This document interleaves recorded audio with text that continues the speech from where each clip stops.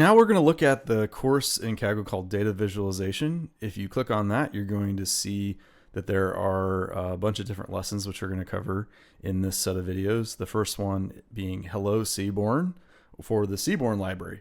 And if you click on the tutorial and copy it into your Kaggle account, you're going to see something like this. This set of tutorials or lessons in Kaggle courses is a little bit more self-contained. They actually start from scratch. So this first notebook or lesson is really going to be covering a lot of things that we've already covered before, but actually the person who designed this they spent a lot of time documenting and really making it look very beautiful.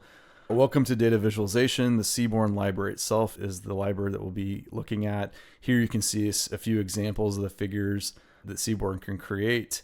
The coding environment itself, this is really a beautiful way of showing the Kaggle notebooks and the text code output and stuff that you've already seen in previous notebooks.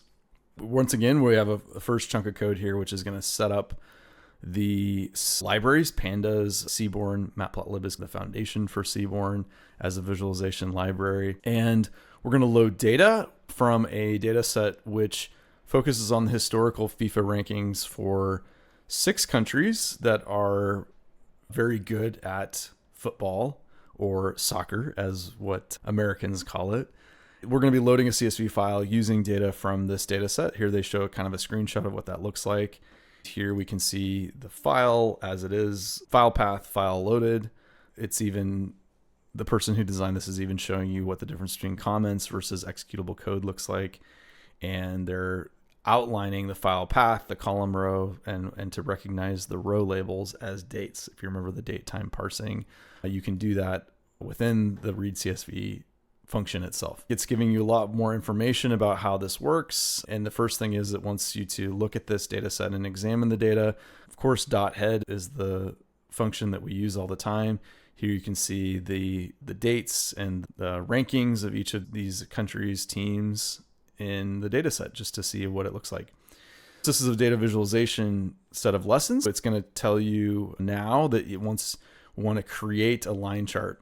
There's just 2 lines of code here. You're going to make the PLT for matplotlib.figure, which allows you to set the figure size, in this case to 16 by 6, so 16 width by 6 high, so to give you that aspect ratio you're looking for. And then you're going to use in Seaborn the .line plot function.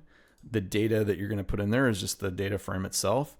And Seaborn kind of abstracts away a lot of the complexity of making just a really nice line chart. Here you can see how these different countries' teams have fluctuated between the different placings over time. It's interesting to look at. You can pull out some interesting patterns here and try to analyze this.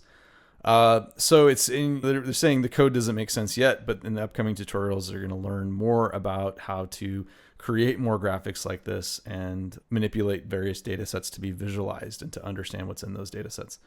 So of course, there's a coding exercise, as there is with all of these lessons, that you can check out to solidify your knowledge if you'd like to.